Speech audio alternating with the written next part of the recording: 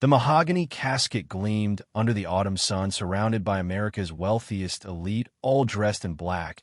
But as the coffin began its slow descent into the earth, a homeless man suddenly broke through the crowd, shouting words that made every heart stop. "She's not dead," he screamed, pointing at the casket, while security rushed to silence him. But something in his desperate eyes made one sister demand they stop the burial, because what this forgotten man saw was about to expose a conspiracy so dark it would shatter one of America's most powerful families forever and prove that sometimes the people society overlooks are the only ones brave enough to see what the powerful desperately want to keep hidden. Just before we get back to it, I'd love to know where you're watching from today, and if you're enjoying these stories, make sure you're subscribed. The morning sun cast long shadows across Oak Ridge Memorial Cemetery, turning the manicured lawns into a patchwork of gold and green. It was the kind of perfect autumn day that seemed almost cruel in its beauty, as if nature itself refused to acknowledge the sorrow gathered beneath its clear blue sky. Black town cars lined the narrow cemetery road, their polished surfaces reflecting the faces of America's elite. Men in tailored suits and women in designer mourning dresses stepped carefully across the grass, their expensive shoes sinking slightly into the soft earth. Television news vans clustered near the entrance, their satellite dishes pointed skyward, ready to broadcast the final farewell of one of the nation's most prominent philanthropists. Eleanor Whitmore was being laid to rest today. At 42 years old, she had been far too young to die. The gathering crowd murmured in hushed tones as they made their way toward the white tent erected near the burial plot. Beneath that tent sat a mahogany casket adorned with white roses and lilies, surrounded by massive floral arrangements that must have cost thousands of dollars each. The air was thick with their perfume, almost sickeningly sweet in the warm afternoon. "I still can't believe it," a woman in a black dress whispered to her companion as they found seats. She was at the museum gala just 2 weeks ago. She looked perfectly healthy. "They're saying it was an accident," the companion replied, adjusting her pearl necklace. "Some kind of tragic accident at home. The family has been very private about the details." All around them, similar conversations rippled through the assembled mourners. Eleanor Whitmore had been a fixture in society, known for her generous donations to hospitals, museums, and educational programs. The Whitmore family fortune stretched back 4 generations, built on textiles, then expanded into pharmaceuticals and real estate. Eleanor had been the heiress to billions, but more than that, she had been genuinely liked. Her sudden death had sent shockwaves through their exclusive world. Near the front row, beneath the tent's white canopy, sat the Whitmore family. Richard Whitmore occupied the center position, his tall frame rigid in a perfectly cut black suit. At 45, he bore the sharp features and calculating eyes of a man who had spent his life in boardrooms. His dark hair was graying at the temples, adding to his air of distinguished authority. His wife Amanda sat beside him, her face hidden behind a black veil, her gloved hands folded primly in her lap. On Richard's other side sat their younger sister, Claire. At 38, Claire had always been the softer of the Whitmore siblings, with gentler features and warmer eyes. Today those eyes were red from crying, her face pale with genuine grief. She clutched a tissue in one hand and kept glancing toward the casket as if she couldn't quite accept what lay inside it. Behind them sat their mother, Patricia Whitmore, a silver-haired woman in her 70s who sat ramrod straight despite her age. Her face was a mask of controlled sorrow, decades of high society breeding, keeping her emotions locked away behind a veneer of dignity. As the crowd settled into their seats, Richard stood and walked to the podium position beside the casket. The cameras focused on him, capturing every detail for the evening news. He placed his hands on either side of the wooden lectern and took a deep breath, his face carefully composed into an expression of grief. "Friends, family, colleagues," he began, his voice carrying clearly across the cemetery. "We gather here today to say goodbye to my sister, Eleanor Marie Whitmore, a woman of grace, generosity, and vision. A woman who touched countless lives through her charitable work and her unwavering commitment to making this world a better place." He paused, appearing to collect himself. Claire dabbed at her eyes with her tissue.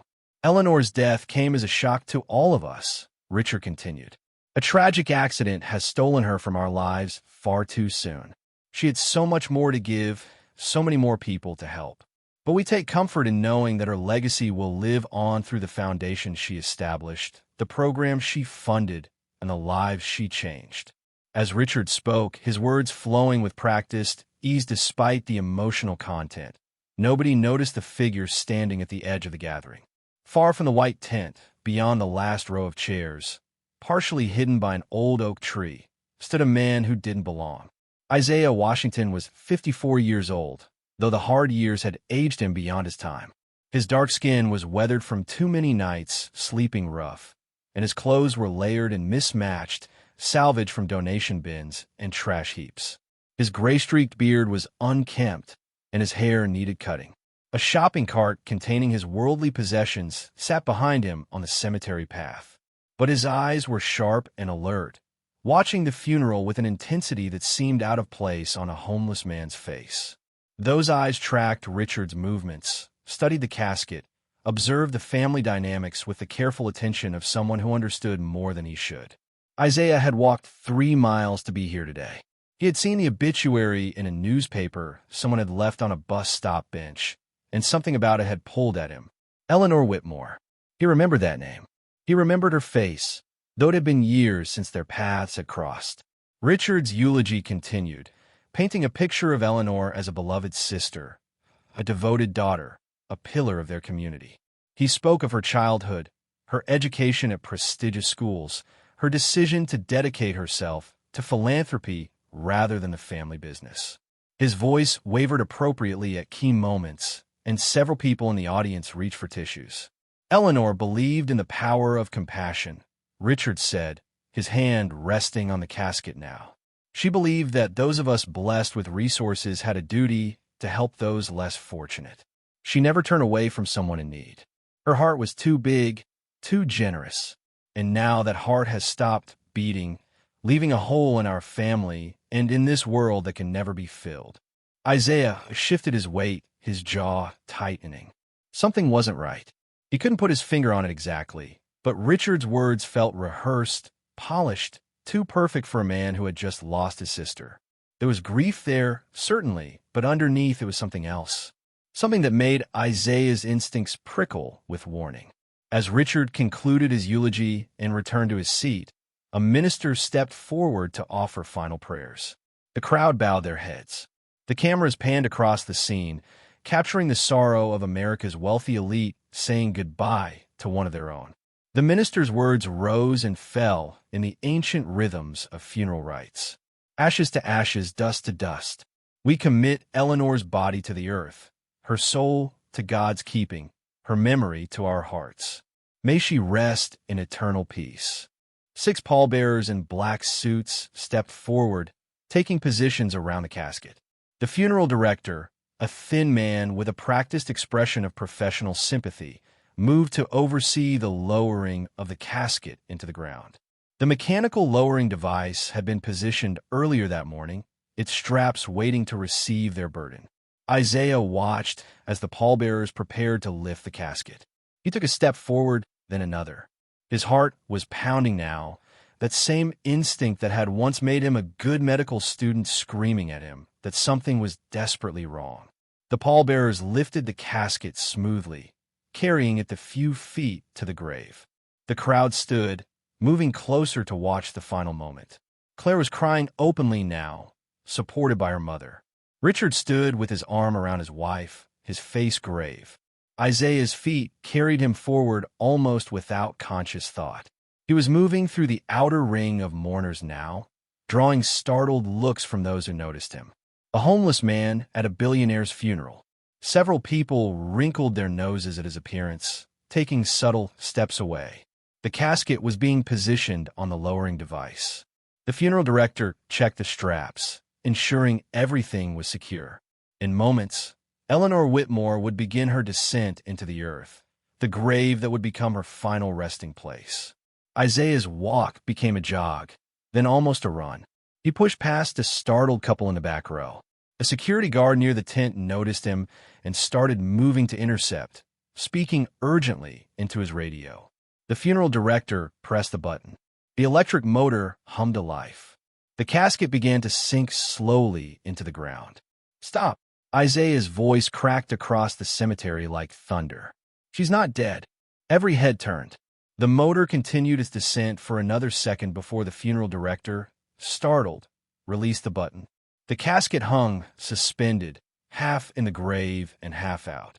Isaiah broke through to the front of the crowd, breathing hard. "She's not dead," he shouted again, pointing at the casket with a trembling hand. "You can't bury her. She's alive." For a moment, there was absolute silence. Then chaos erupted. "Security!" Richard's voice cut through the air. "Get this man out of here." Two security guards converged on Isaiah, grabbing his arms. He struggled against them, his voice desperate. "Listen to me. Something's wrong. The body, it's not right. She's too warm. Look at her hands. They're moving." "You're insane," Richard snarled, his face flushing red with anger. "This is a funeral, not a circus. How dare you defile my sister's memory with this delusional nonsense?" The crowd was a mass of shocked faces and rising voices. Some people were backing away, as if Isaiah's presence might somehow contaminate them. Others pressed forward, morbidly curious about the commotion. The cameras were capturing everything, the operators torn between training their lenses on Isaiah or on Richard's outraged reaction. "I'm not crazy," Isaiah insisted, still fighting against the guard's grip. "I know what I'm talking about. Her body temperature is too high for someone who's been dead. The rigor mortis doesn't match the timeline. And I saw her fingers move. I swear I saw them move." "You're a vagrant," Amanda Whitmore spoke up, her voice cold and cutting. "And nobody trying to get attention by disrupting a private family moment. You should be arrested for trespassing." "Please," Isaiah begged, looking around at the crowd. "Just check. Just look at her properly. If I'm wrong, I'll leave. But if I'm right, if there's even a chance I'm right, you'll be burying her alive." Claire had been watching Isaiah with wide eyes, her hand pressed to her mouth. Something in his voice, the raw desperation and absolute certainty, made her look at the casket. Really look at it. And that's when she saw it. A faint movement, so slight she almost missed it. One of Eleanor's fingers, visible through the casket's half-open viewing panel, twitched. Just once. Just barely. But it moved. "Oh my God," Claire whispered. Then louder, "Oh my God." She stumbled forward, nearly falling in her haste. "Richard, I saw it. Her hand moved." "He's right, her hand moved." "Don't be ridiculous," Richard snapped. "You're overwrought with grief. This vagrant has upset you with it. If she's dead, you've got nothing to worry about," Isaiah continued, his voice steady despite the guard still gripping his arms. "But if she's alive, if there's even a small chance she's alive, every second we waste is a second closer to actually killing her." A paramedic who had been standing near one of the news vans, there to cover potential medical emergencies in the crowd, stepped forward hesitantly. "I could examine her," he offered, his young face uncertain. "I have my equipment.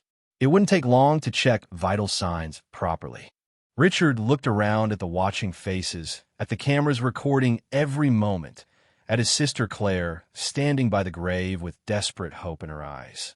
He was trapped, and everyone could see it. "Fine," he said through gritted teeth. "If it will end this circus, fine. Check her.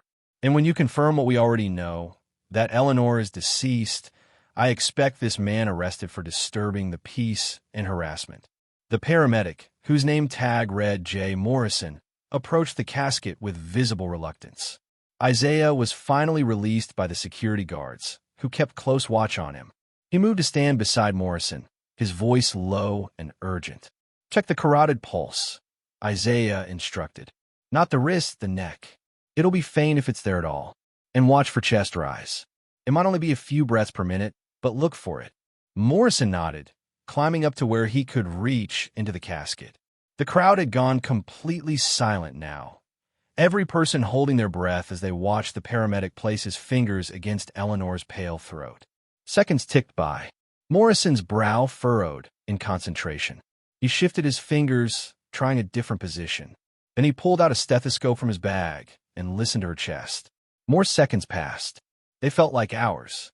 Finally, Morrison straightened up, his face pale. He looked at Richard, then at Claire, then at the waiting crowd. His voice was barely a whisper, but in the absolute silence, everyone heard him. "I'm not sure," he said. "I think I'm detecting a pulse. It's extremely faint, maybe 30 beats per minute. And I think I heard breath sounds, but they're so shallow I can't be certain. We need to get her to a hospital immediately. We need an EKG and proper monitoring equipment." The crowd exploded with noise. Claire let out a sob that was half relief, half terror. Patricia Whitmore swayed, and a woman beside her rushed to support her. The journalists were shouting into their phones and cameras, their voices overlapping in a cacophony of breaking news. Richard stood frozen, his face having gone from red to white. His mouth opened and closed, but no words came out. Isaiah closed his eyes for a moment, a shudder running through his body. He had been right. God help them all. He had been right. "Call an ambulance." Morrison was shouting now, all hesitation gone as medical training took over. "We need transport immediately. And give me an AED from one of the news vans, anyone with advanced first aid equipment." People scattered, some running for their cars to retrieve medical supplies, others frantically dialing emergency services. The funeral director stood by helplessly as his carefully orchestrated ceremony dissolved into pandemonium. Claire pushed past her brother and grabbed Isaiah's filthy jacket with both hands. "Who are you?" she demanded, her voice raw. "How did you know? How could you possibly have known?" Isaiah looked down at her, this wealthy woman who had probably never touched anyone as dirty as him in her entire life, and he saw only raw humanity in her eyes. Gratitude and terror and desperate hope all mixed together. "I used to be a doctor," he said quietly. "A long time ago, before everything fell apart. And I knew your sister once. She helped me when nobody else would. I owed her this much at least." Before Claire could respond, the sound of approaching sirens filled the air. An ambulance was racing up the cemetery road, having been fortunately close by. Medical personnel poured out, bringing equipment and stretchers and the organized chaos of emergency medicine. Morrison quickly briefed them on the situation. The lead EMT, a woman with iron-gray hair and quick movements, immediately began hooking Eleanor up to a portable EKG monitor. The machine beeped to life, and jagged lines appeared on its small screen. "We've got cardiac activity," the EMT confirmed. "Sinus bradycardia, rate of 32. Blood pressure is low but detectable, 60/40. Respirations are at about 6 per minute. She's alive but barely. We need to move now." As the team worked to safely transfer Eleanor from the casket to the stretcher, being careful not to jostle her too much, Isaiah found himself being questioned by a police officer who had arrived with the ambulance. "You're the one who stopped the burial?" the officer asked, his hand resting on his radio. "Yes, sir," Isaiah replied. "How did you know she was alive?" Isaiah hesitated, unsure how to explain instinct and observation and years of medical training that his current appearance completely contradicted. "I saw signs that didn't add up," he finally said. "Temperature, coloration, small movements. Things that told me she wasn't actually dead, just in some kind of severely depressed metabolic state." The officer studied him with sharp eyes. "You some kind of doctor?" "I was a medical student once. A resident. Before I lost everything." Before the officer could ask more questions, Richard Whitmore stormed over, his face contorted with rage and something that looked very much like fear. "Officer, I want this man arrested. He's trespassing, he's caused a public disturbance, and his wild accusations have traumatized my family." "Sir," the officer replied calmly, "this man may have just saved your sister's life. I don't think arrest is appropriate right now." "He's a vagrant and a con artist," Richard insisted, his voice rising. "This is all some elaborate scheme to get money from my family. I know his type. They see vulnerable people and they prey on them." Claire appeared at her brother's side, her face flushed with anger. "Richard, stop it. He was right. Eleanor is alive. If he hadn't spoken up, we would have buried her." "We don't know that for certain," Richard shot back. "The paramedics said her vital signs are questionable. This could all be some post-mortem reflex, some artifact of decomposition." Are you listening to yourself? Claire's voice was incredulous. They're taking her to the hospital. They detected a heartbeat and brain activity. She's alive, Richard. She's alive, and you wanted to bury her without even checking properly. Richard opened his mouth to respond, but Amanda touched his arm, shaking her head slightly.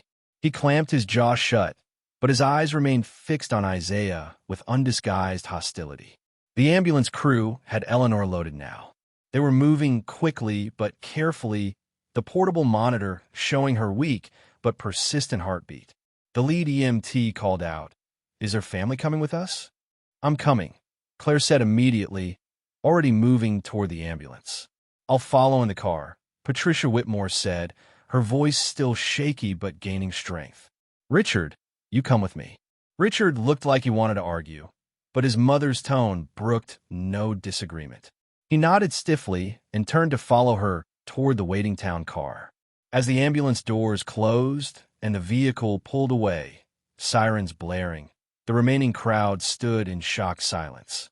The funeral that was supposed to lay Eleanor Whitmore to rest had instead become the scene of a miracle or a horror, or perhaps both. Isaiah stood alone near the now empty grave, his shopping cart still waiting by the distant oak tree. He felt suddenly exhausted, the adrenaline that had carried him through the confrontation draining away. His hands were shaking, and his knees felt weak. The police officer approached him again. "You got somewhere to go?" Isaiah shrugged. "Here and there." "You probably saved that woman's life today," the officer said quietly. "That takes guts and knowledge. You really used to be a doctor?" "Medical resident," Isaiah corrected. "Never finished. Life got in the way." The officer pulled out a business card and pressed it into Isaiah's hand. "If you need anything, if there's trouble, you call me. Name's Lieutenant Harris. What you did today, that was something special." Isaiah pocketed the card, not quite believing he'd actually use it. "Thank you." As the crowd began to disperse, people walking back to their expensive cars in small groups, Isaiah could hear their conversations. Some praised his courage. Others questioned his motives. Many simply expressed shock at what they had witnessed. The journalists were already filing stories, their headlines writing themselves. "Homeless man stops billionaire's funeral," and "woman nearly buried alive." Isaiah retrieved his shopping cart and began the long walk back toward the city. His feet hurt, and he was hungry. But underneath the physical discomfort was a feeling he hadn't experienced in years. A sense that maybe, just maybe, his life still had purpose. That the skills he'd worked so hard to learn, the knowledge he'd accumulated before everything fell apart, still mattered. Eleanor Whitmore was alive. She was fighting her way back from whatever dark place she'd been trapped in, and he had given her that chance. As the cemetery faded behind him, Isaiah allowed himself the smallest of smiles. Whatever happened next, whatever questions arose about how Eleanor had ended up in that casket, he had done something good today. He had seen what others missed. He had spoken when others were silent. And he had saved a life. For today, that was enough. The ambulance disappeared around the corner, its sirens fading into the distance. Isaiah stood watching until he could no longer see the flashing lights, then turned back toward his shopping cart. The remaining mourners were leaving quickly now, eager to escape the uncomfortable scene and process what they had just witnessed. 2 police officers intercepted Isaiah before he could reach his cart. They weren't Lieutenant Harris, who had already left with the departing ambulance. These were younger officers, their faces showing a mixture of suspicion and uncertainty about how to handle this unusual situation. "Sir, we need you to come with us to answer some questions," one of them said, his hand hovering near his belt in a way that made Isaiah's stomach tighten. "Am I being arrested?" Isaiah asked quietly. "Not at this time, but we need a statement about what happened here today." Isaiah nodded slowly. He had expected this. Nothing in his life came without complications anymore. "Can I bring my things?" The officers exchanged glances. "Leave the cart. We'll make sure it's here when you get back." 20 minutes later, Isaiah sat in a small interview room at the local precinct, his hands wrapped around a cup of terrible coffee that was nonetheless the first warm thing he'd had to drink in 2 days. The fluorescent lights hummed overhead, casting harsh shadows across the gray walls. The door opened, and Claire Whitmore walked in. Isaiah straightened in surprise. Claire looked different from the grief-stricken woman at the cemetery. She had wiped away her tears, and her face was set with determined purpose. She carried a folder under one arm and a bag from a nearby sandwich shop in her hand. "I brought you food," she said without preamble, setting the bag on the table. "The police said you've been here for an hour and nobody offered you anything." Isaiah stared at the bag, then at her. "Thank you. You didn't have to do that." "Yes, I did." Claire sat down across from him, studying his face with intense curiosity. "You saved my sister's life. The hospital just called. Eleanor is in the ICU, and they're saying if we had buried her, she would have suffocated within the hour. The sedatives in her system were already wearing off." "Sedatives?" Isaiah's head snapped up. Claire's expression darkened. "That's what the preliminary blood work is showing. Someone drugged her. Heavily. Enough to mimic death if you weren't looking carefully." The implications hung in the air between them. Isaiah felt something cold settle in his chest. "That wasn't an accident." "No," Claire agreed, her voice barely above a whisper. "It wasn't, which is why I need to know who you are." "Really? You said you knew Eleanor, that she helped you once. I need you to tell me everything." Isaiah looked down at his weathered hands, at the dirt under his fingernails and the calluses from pushing his cart through city streets. "How did you explain a life that had fallen apart? How did you make someone from Claire's world understand the journey from promising medical resident to homeless man sleeping under bridges?" "My name is Isaiah Washington," he began slowly. 25 years ago, I was a third-year medical resident at County General Hospital. I was specializing in emergency medicine. I had a wife, a daughter, a future that looked bright." He paused, taking a sip of the bitter coffee to steady himself. "There was a case. A teenage boy came into the ER with what looked like a simple sports injury. I examined him, ran some tests, sent him home with pain medication and instructions to rest. 3 days later, he died. Internal bleeding I had missed. A small tear in his spleen that I should have caught." Claire listened without interrupting, her eyes fixed on his face. "The family sued. The hospital investigated. Other doctors reviewed my work and said I had made errors in judgment, that I had missed obvious signs. Maybe they were right. I don't know anymore. But while all of that was happening, while I was being dragged through depositions and review boards, my daughter Emma got sick." His voice cracked slightly on his daughter's name. Even after all these years, it still hurt to say it out loud. She was 8 years old. Leukemia. We caught it early, started treatment right away. She was so brave through all of it, never complained about the chemotherapy or the hospital stays. But the treatments were expensive, and the lawsuit meant I couldn't work. My wife, Jennifer, tried to hold everything together, but the stress was too much. Isaiah set down the coffee cup because his hands were shaking too badly to hold it steady. Emma died 6 months later. Jennifer left 3 months after that. Said she couldn't look at me anymore without thinking about everything we had lost. The medical board revoked my license. The hospital settled the lawsuit, but by then I had nothing left. No family, no career, no home. I spent a few years trying to hold on, working odd jobs, sleeping in cheap motels. But eventually I ran out of money and ended up on the streets. The silence that followed was heavy with shared grief. Claire's eyes were wet with tears she was trying not to shed. "I'm so sorry," she said finally. "I can't imagine what that must have been like." Isaiah shrugged, a gesture that tried to convey acceptance, but only showed exhaustion. "It was a long time ago. I've learned to survive since then. But you asked about Eleanor." He pulled the sandwich from the bag and unwrapped it slowly, his stomach growling at the smell of fresh bread and meat. "About 15 years ago, there was a free clinic in the downtown area, the Mercy Street Clinic. I volunteered there sometimes, doing intake work, basic first aid, whatever didn't require a medical license. Eleanor Whitmore was one of the major donors. She would visit occasionally, talk to the patients, make sure her money was being used properly." Claire nodded. "I remember that clinic.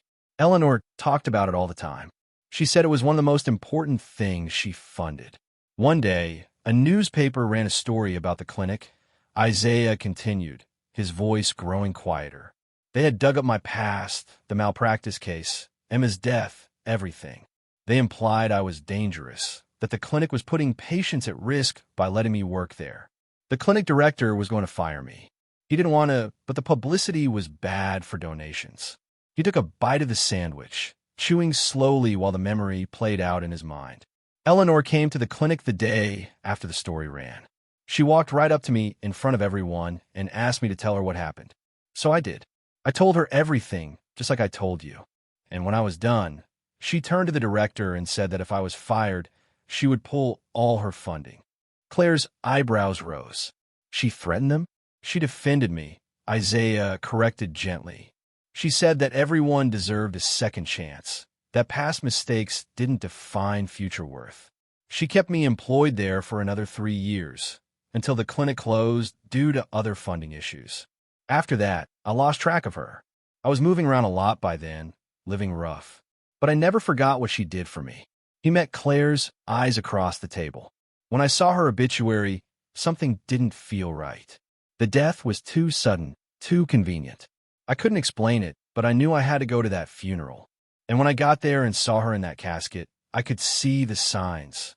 The color of her skin, the way her body looked. It wasn't right for someone who had been dead. Claire reached across the table and took his hand, not seeming to care about the dirt or the smell or anything except the connection between them. You gave her a second chance, just like she gave you one. You saved her life, Isaiah.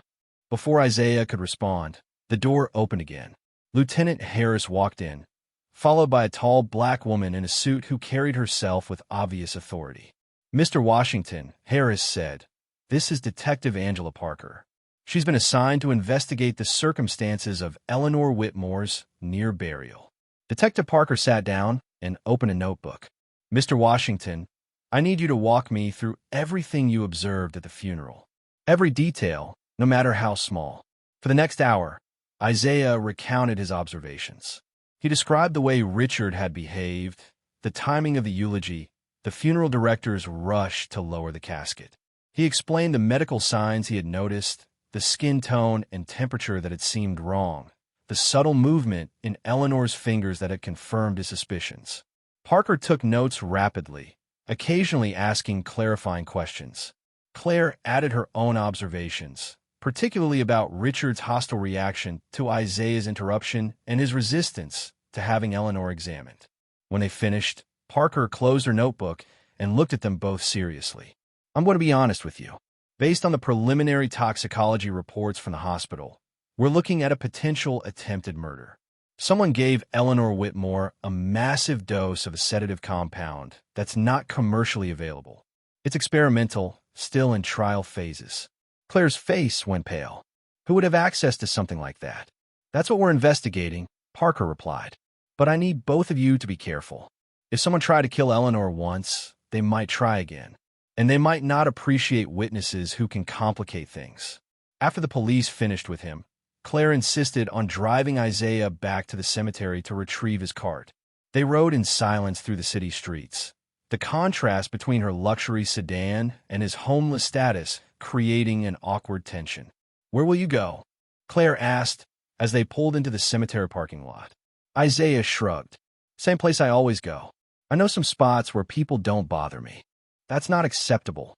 Claire pulled out her phone. "I'm going to book you a hotel room. Somewhere safe where you can rest and clean up." "You don't have to do that." "Yes, I do. You saved my sister's life. Let me help you now." Isaiah wanted to refuse. Pride, even after years on the streets, was still a powerful force. But he was tired, bone-deep tired, and the thought of sleeping in a real bed was almost overwhelmingly tempting. Just for tonight, he finally agreed. Just one night. Claire smiled, the first genuine smile he had seen from her. "We'll start with one night and see where we go from there."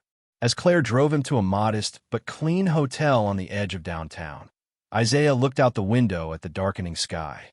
Somewhere in the city, Eleanor Whitmore was fighting her way back to consciousness. And somewhere else, someone who tried to kill her was probably planning their next move. The next morning, Isaiah woke up in a real bed for the first time in years. The hotel room was simple but clean, and the hot shower he had taken the night before had been nothing short of miraculous. Claire had left a bag of clothes for him, Basic items, but clean and properly sized.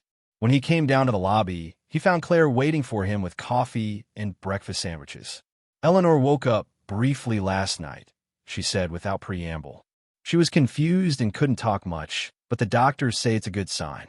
They think she'll make a full recovery. Relief washed over Isaiah. That's wonderful news. There's something else. Claire's expression turned serious. I spent last night going through Eleanor's files, documents she kept at her personal office. I found some things that worry me. She pulled out a folder and opened it on the table between them. 3 months ago, Eleanor started raising objections to a major business acquisition that Richard wanted to push through. A petrochemical company with environmental issues. Eleanor thought it would damage the family's reputation and wanted to block the deal. Isaiah looked at the documents Claire was showing him, financial reports and board meeting minutes. Let me guess. Richard needed Eleanor's vote to make the acquisition happen. Not just her vote, her shares. Eleanor controlled 40% of the family company. Richard controls 35%. Our mother has 20%, and I have 5%. Without Eleanor's approval, Richard couldn't move forward. The implications were obvious and chilling. He needed her out of the way. I don't want to believe my own brother would try to kill Eleanor, Claire said, her voice strained. But the timing is suspicious. The board was scheduled to vote on the acquisition next week. If Eleanor was dead, her shares would be divided according to her will, which gives Richard control of them until her estate is fully settled. Isaiah studied the documents more carefully. Have you told the police about this? Not yet. I want to talk to you first, see what you thought. Family matters are complicated, and Richard is still my brother. But if he did this, she didn't finish the sentence. She didn't need to. They spent the morning at the hospital, sitting in the ICU waiting room, while Eleanor remained under close observation. Patricia Whitmore was there, looking older and more fragile than she had at the funeral. She eyed Isaiah warily at first, clearly uncomfortable with his presence despite the clean clothes. You're the man who stopped the funeral, Patricia said, her cultured voice neutral. Yes, ma'am. She studied him for a long moment. Claire tells me you knew Eleanor from the clinic she funded. That's right. She also tells me you were once a doctor, a medical resident. I never completed my training. Patricia nodded slowly. Eleanor always did believe in second chances. I suppose in this case, that belief saved her life. She paused, then added more softly, "Thank you. Whatever else happens, you have my gratitude for saving my daughter." Richard arrived an hour later with his wife Amanda and the family lawyer, Gerald Finch. His face was carefully composed, showing appropriate concern for his sister. But Isaiah noticed the tension in his jaw, the way his eyes kept darting to the door leading to Eleanor's room. "How is she?" Richard asked Claire, pointedly ignoring Isaiah's presence. "Stable. The doctors say she's responding well. They think she might be fully conscious by tomorrow." Something flickered in Richard's eyes, there and gone too quickly to identify. "That's good news. We should make sure she has the best care possible. I'll arrange for a private wing, specialized nurses." "She's fine where she is," Claire said firmly. "The ICU staff are excellent, and Detective Parker wants her to stay under police observation until they figure out what happened." "Police observation?" Richard's voice sharpened. "What are you talking about?" "The toxicology reports showed Eleanor was drugged with an experimental sedative. The police are investigating it as attempted murder." The color drained from Richard's face. "That's absurd. Who would want to hurt Eleanor?" "That's what Detective Parker is trying to determine." Claire's voice was cool, and she watched her brother carefully as she spoke.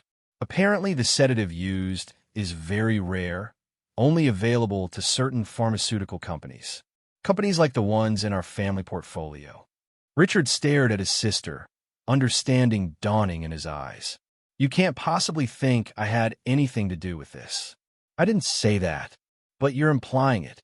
Richard's voice rose, drawing looks from other people in the waiting room. "I'm your brother, Claire. Eleanor is my sister.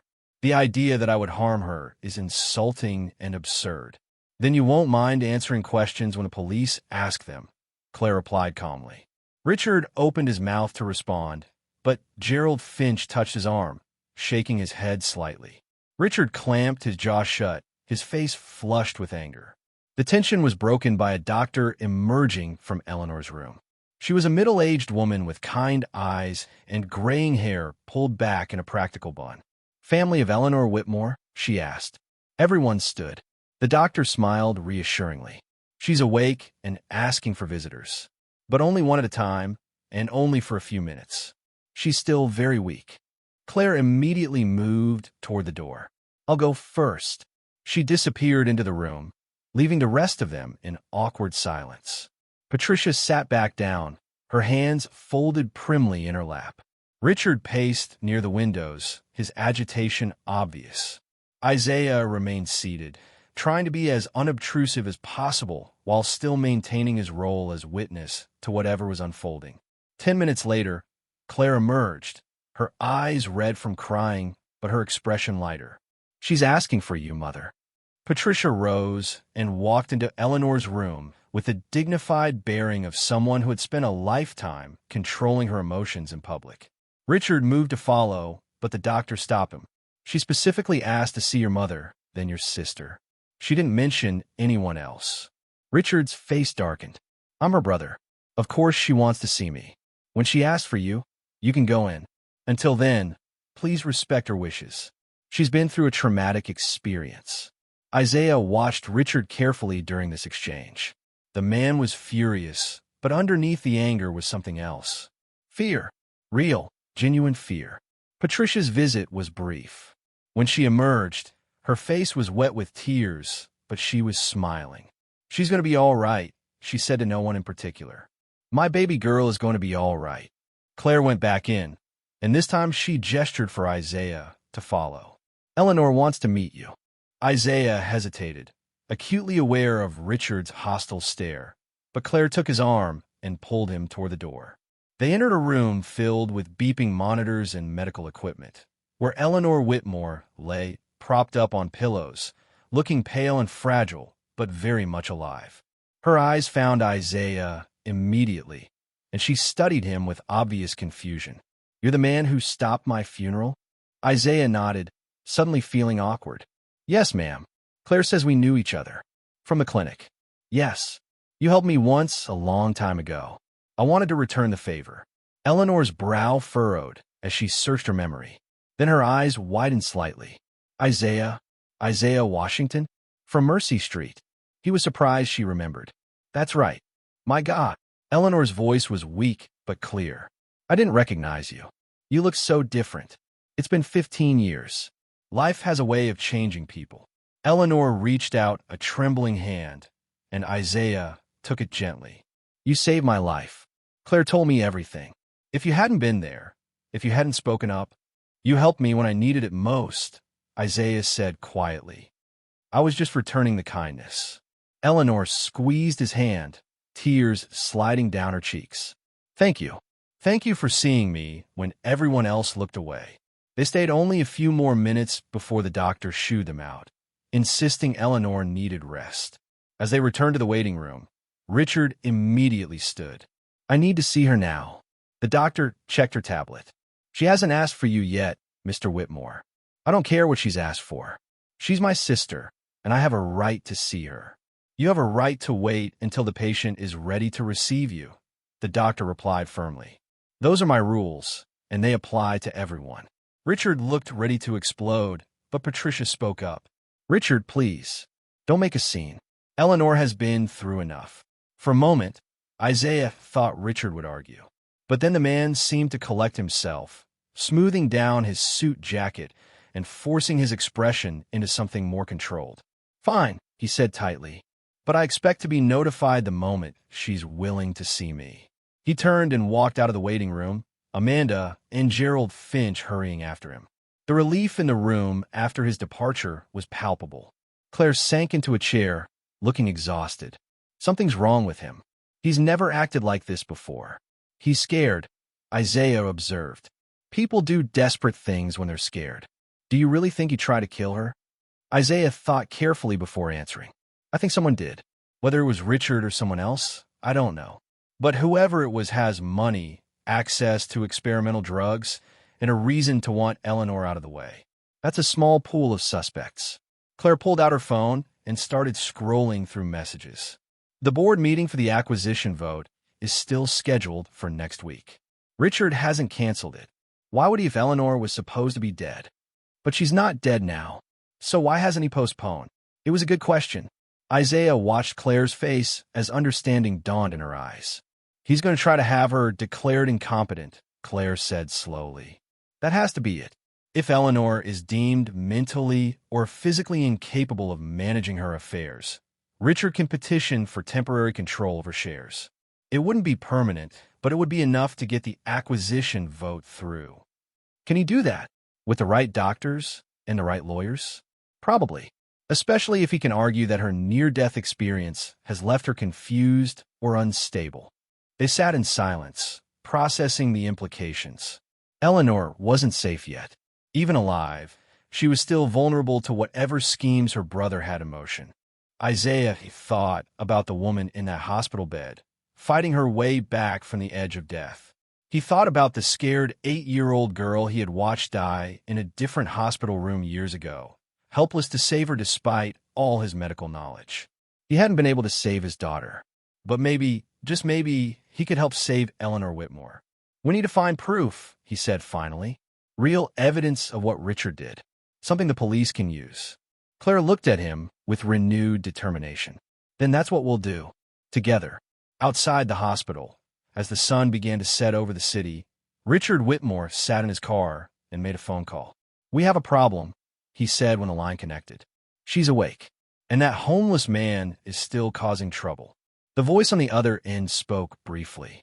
I know what's at stake, Richard replied, his voice cold. Make sure the plan moves forward. We're running out of time. He ended the call and stared at the hospital entrance, his mind calculating his next move. Everything he had worked for, everything he had risked, was now hanging in the balance. Eleanor was alive, but this wasn't over. Not by a long shot. Days passed with agonizing slowness. Eleanor remained in the ICU, growing stronger each day, but still weak and disoriented. Claire had moved into a hotel room near Isaiah's, spending her days between the hospital and digging through Eleanor's business files. Isaiah found himself drawn into an unfamiliar world of corporate intrigue and family secrets, his sharp mind proving useful in ways he hadn't expected. Detective Parker had been thorough in her investigation, but progress was frustratingly slow.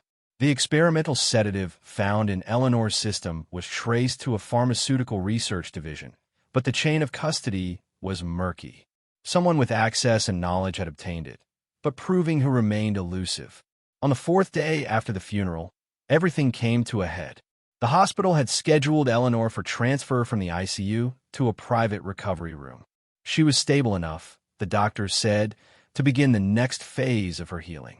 Claire had arranged for around-the-clock private nursing care, determined to keep her sister safe from any further threats. Isaiah arrived at the hospital that morning to find the waiting room crowded with people. Richard was there with Amanda, Gerald Finch, and 2 other men in expensive suits that Isaiah didn't recognize. Claire stood near the nurse's station, her face flushed with anger. What's going on? Isaiah asked quietly as he approached her. Richard brought corporate lawyers, Claire said through gritted teeth.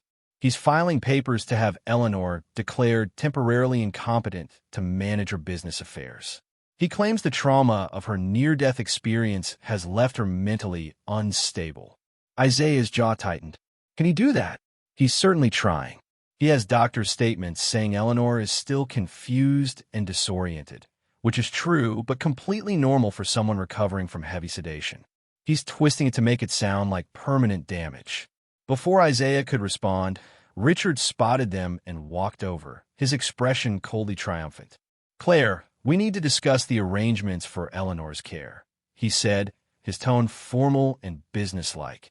I've consulted with the best specialists, and they agree that Eleanor needs extended psychiatric evaluation before she can resume her duties. Eleanor is fine, Claire shot back. She's recovering exactly as the doctors expected. This has nothing to do with her health and everything to do with your acquisition deal.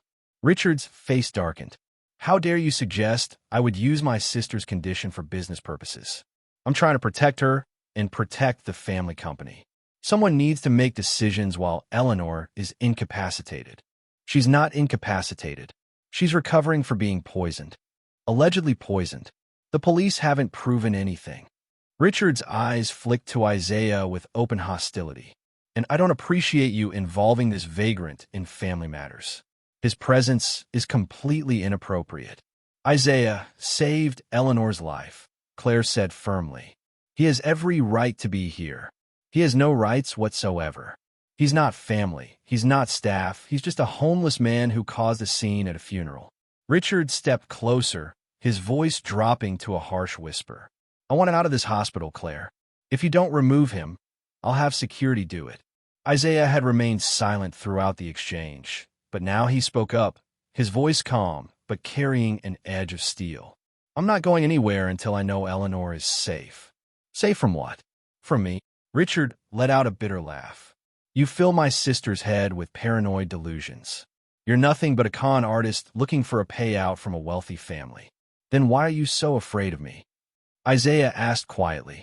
The question hung in the air. Richard's face flushed red, his hands clenching into fists at his sides. I'm not afraid of you. You're beneath my notice. Then why are you trying so hard to keep me away from Eleanor? Before Richard could respond, a commotion erupted near the elevators. A crowd was gathering, voices rising in excitement. Isaiah turned to see reporters and camera crews spilling out of the elevator, their equipment raised and ready. How did they get up here? A nurse exclaimed, rushing toward them. The journalist spotted Richard immediately and surged forward, microphones extended, cameras flashing. Mr. Whitmore, is it true your sister was almost buried alive?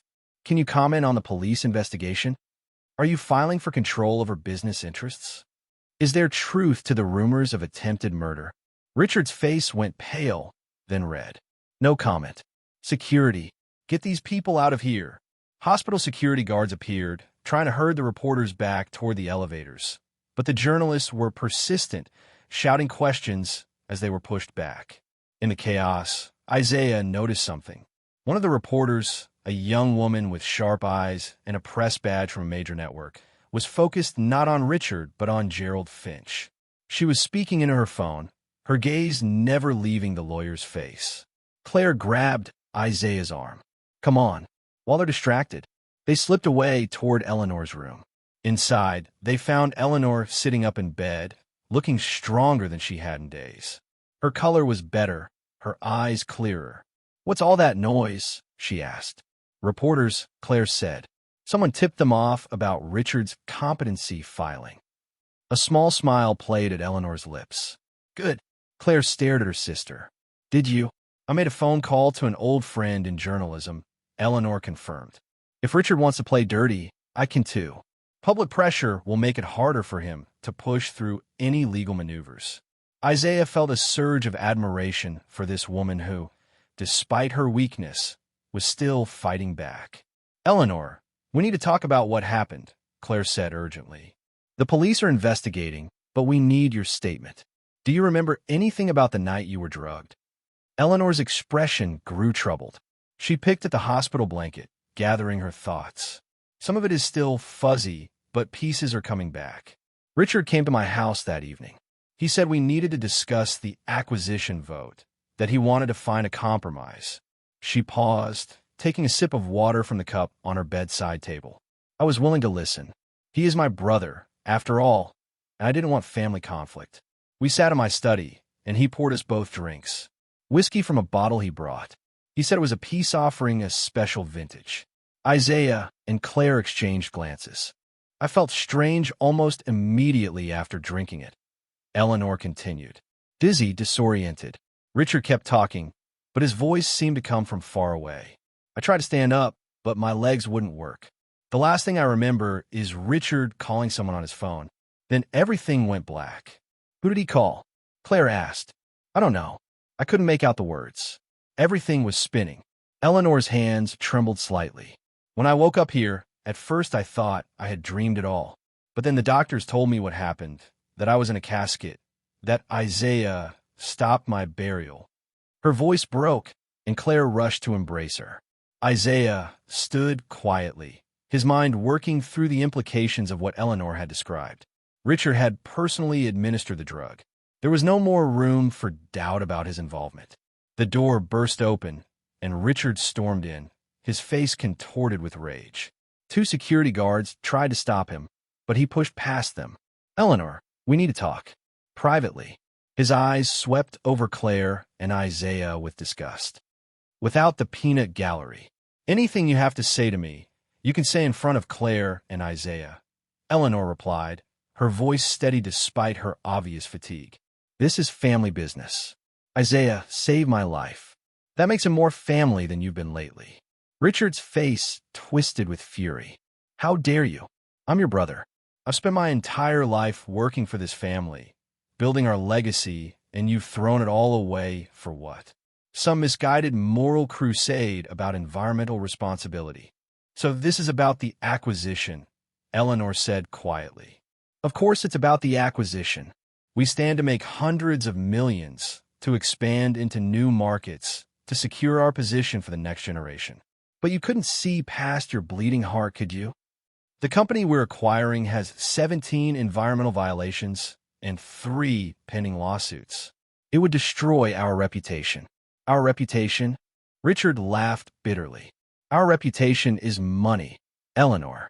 That's all it's ever been. The philanthropy, the charity work, it's all just window dressing. The real Whitmore legacy is power and wealth, and you were too naive to understand that." "Richard," Claire said, her voice shocked. "What are you saying?" Richard turned on his sister. "Stay out of this, Claire. This doesn't concern you."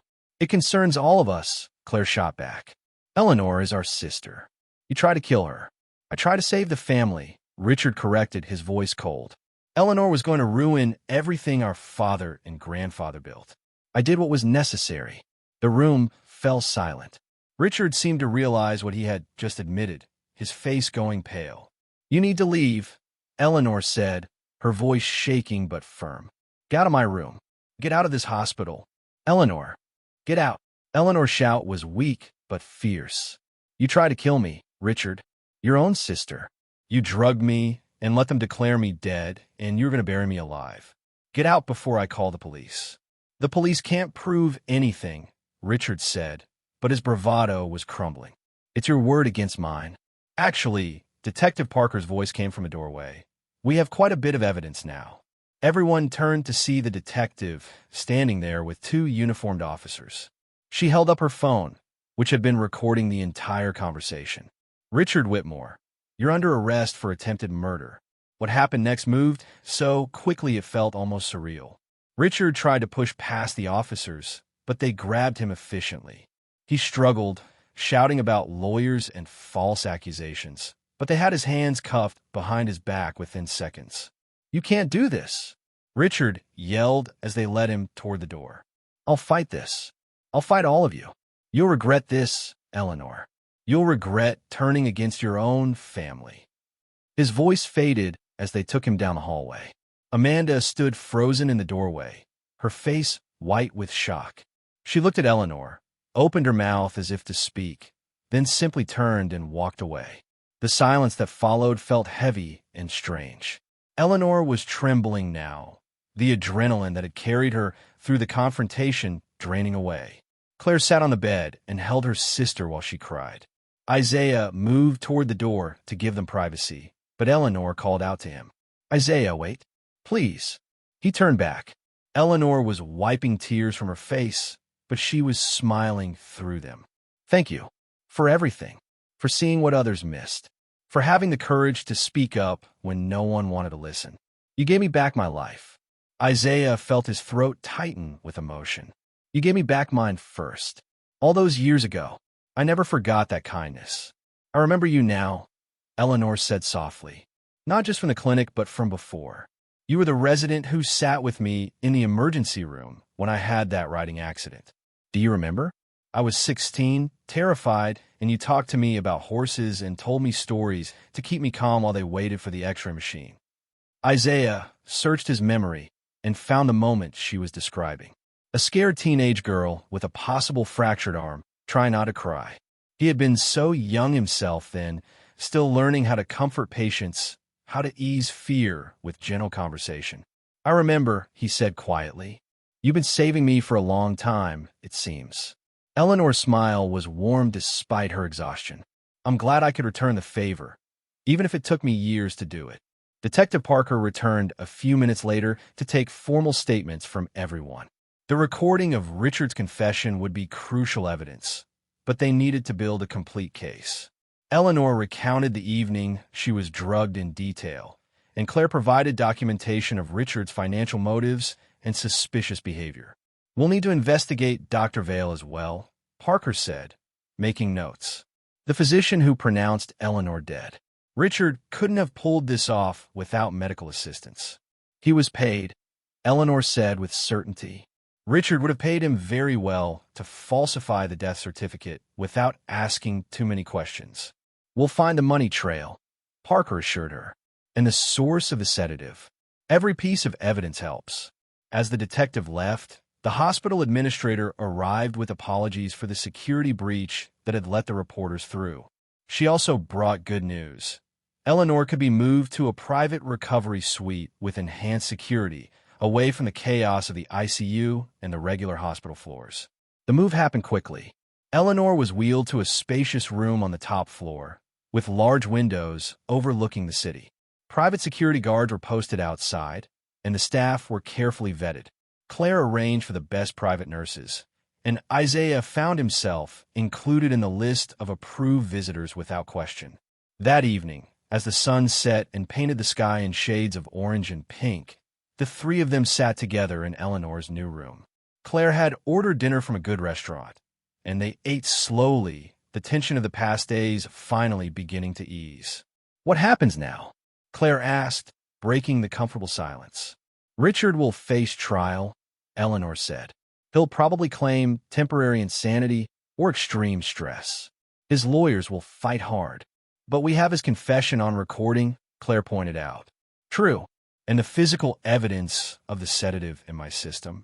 It should be enough." Eleanor looked tired but determined. "The board will need to meet to address his removal from the company. I'll need to be there for that, to cast my vote in person. Are you strong enough?" "I will be. I have to be. The company needs stable leadership, and we need to undo whatever damage Richard has done in his desperation." She turned to Isaiah, who had been quiet during most of the conversation. "And you, Isaiah, what will you do now? You've been living in a hotel on Claire's generosity, but that can't be permanent." Isaiah shrugged uncomfortably. "I'll figure something out. I always do." "That's not good enough," Eleanor said firmly. "You saved my life, Isaiah. Twice, if you count all those years ago when you kept me calm in that emergency room. I want to help you rebuild yours." "Eleanor, you don't have to." "I know I don't have to. I want to. What if we could get your medical license reinstated? What if you could practice again?" Isaiah felt something twist painfully in his chest. "That's not possible. The malpractice case, the revocation, it's all on my permanent record. Records can be reviewed. Cases can be reopened.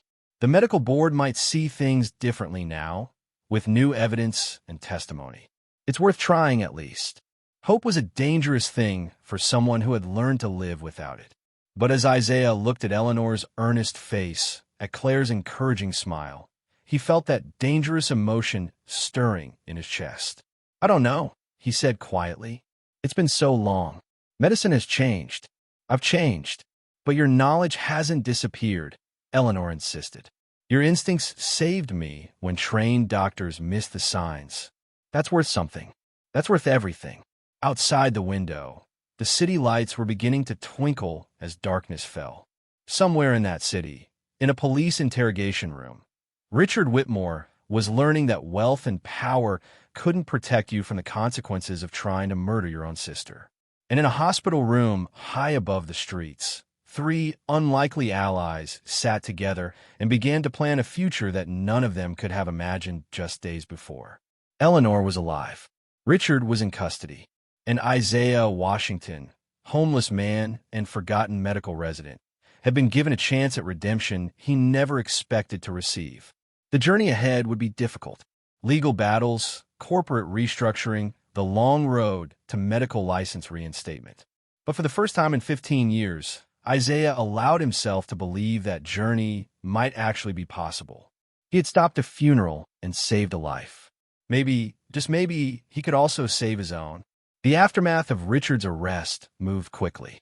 Within hours, the story had spread across every news channel and social media platform. Billionaire brother arrested for attempted murder dominated headlines, accompanied by footage of Richard being led from the hospital in handcuffs, his face a mask of rage and disbelief. Eleanor remained in her secure hospital suite under police protection.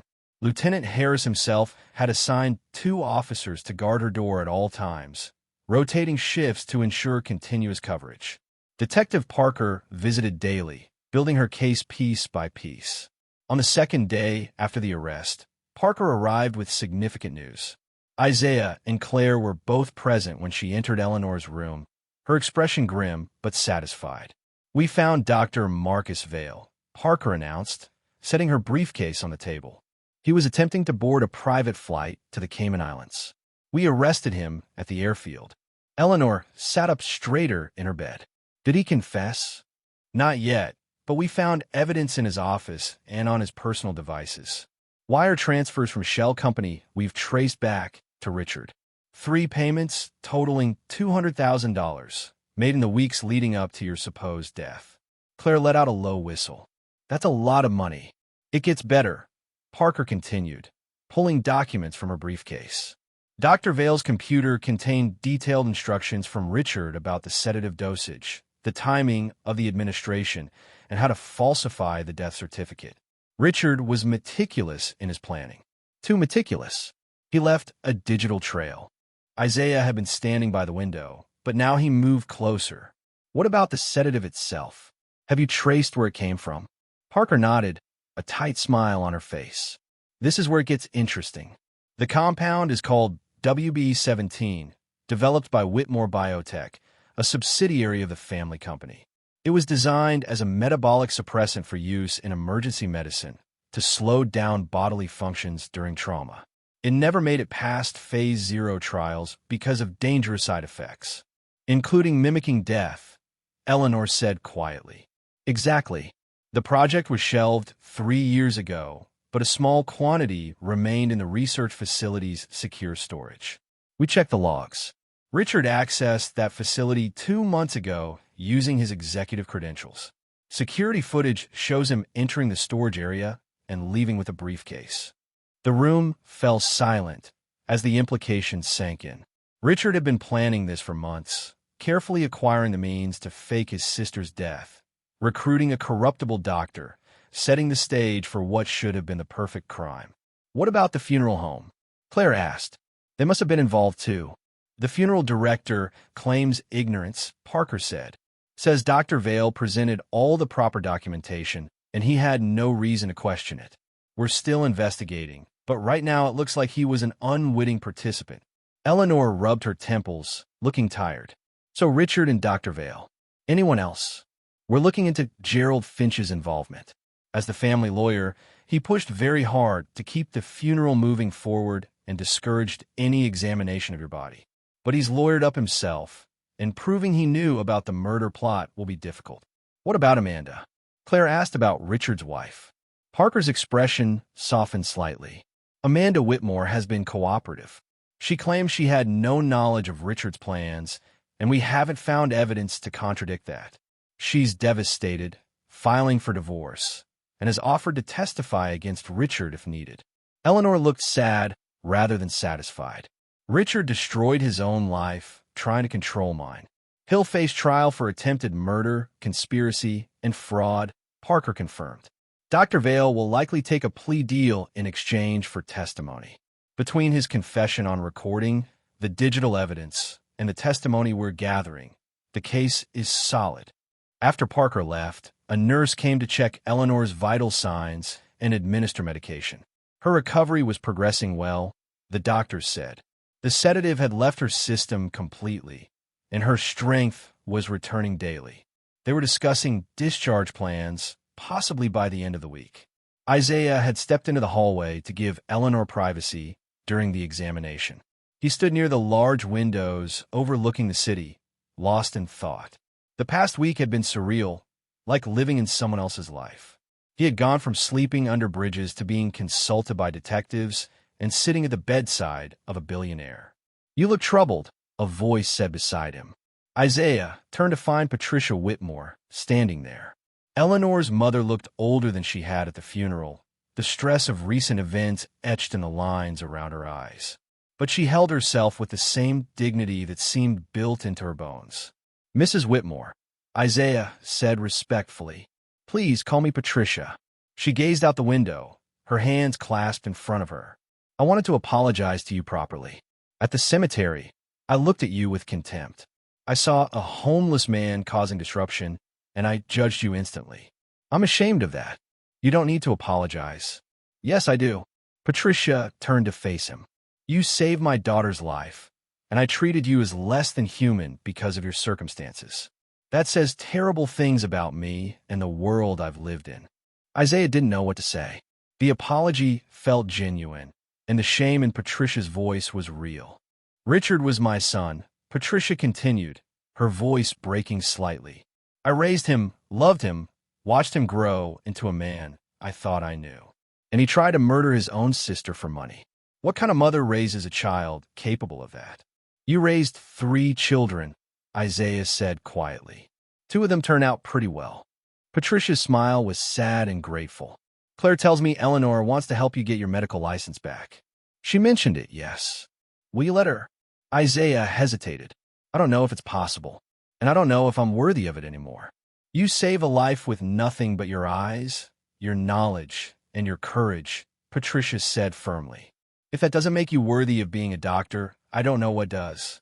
Before Isaiah could respond, a commotion erupted near the elevators. Raised voices, the sound of people arguing. The police officers at Eleanor's door immediately went on alert, hands moving toward their weapons. A man in a hospital security uniform came rushing down the hall. "There's a situation on the 5th floor. Someone tried to access the pharmaceutical storage using false credentials. We've locked it down, but we need backup." Lieutenant Harris appeared from around the corner, speaking urgently into his radio. He saw Isaiah and Patricia and quickly approached them. "Get inside Eleanor's room now," he ordered. "Lock the door and don't open it for anyone but me or Detective Parker." "What's happening?" Patricia asked, but Harris was already moving toward the elevators, drawing his service weapon. Isaiah guided Patricia into Eleanor's room. Claire jumped up from her chair, immediately sensing danger. "What's wrong?" "Security breach," Isaiah said, locking the door behind them. "Someone tried to get into the pharmaceutical storage." Eleanor's face went pale.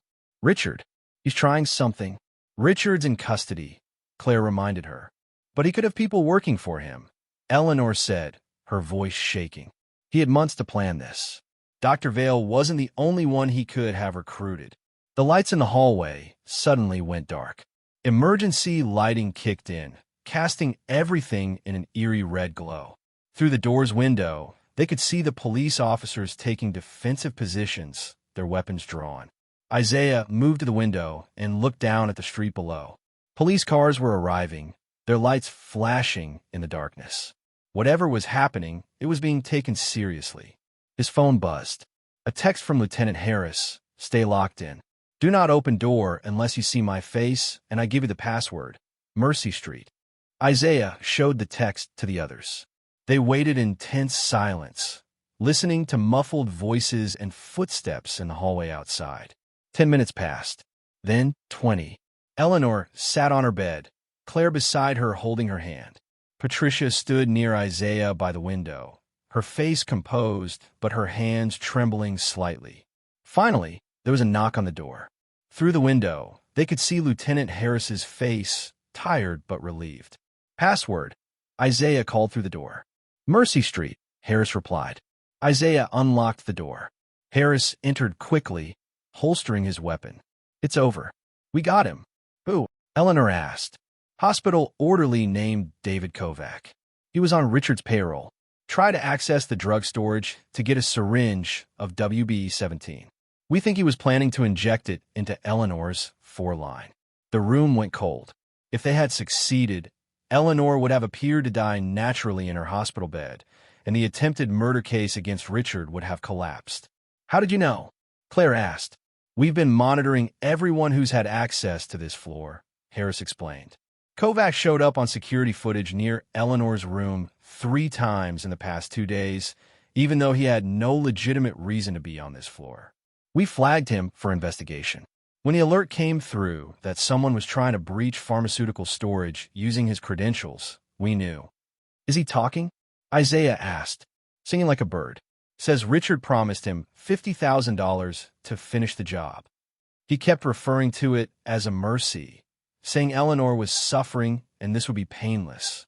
The man actually believed he was helping." Eleanor shuddered. Claire wrapped an arm around her sister protectively. "How did Richard coordinate this from custody?" "Contraband cell phone. One of the guards was paid off. We found the phone and arrested the guard. Richard's being moved to a more secure facility, and he's being charged with additional counts of conspiracy to commit murder." After Harris left to coordinate the aftermath of the incident, the 4 of them sat in Eleanor's room, processing how close they had come to disaster.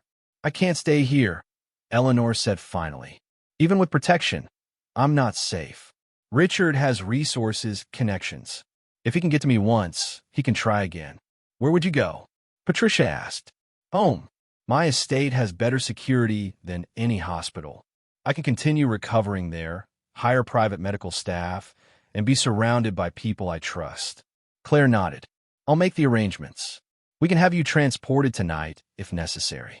"I want Isaiah there too," Eleanor said firmly. "Not as a guest, but as part of my medical team. If these doctors couldn't spot that I was alive, I want someone with better instincts watching over me." Isaiah started to protest, but Eleanor cut him off. "I'm not asking, Isaiah. I'm hiring you. Consultant rates, full compensation, and housing on the estate.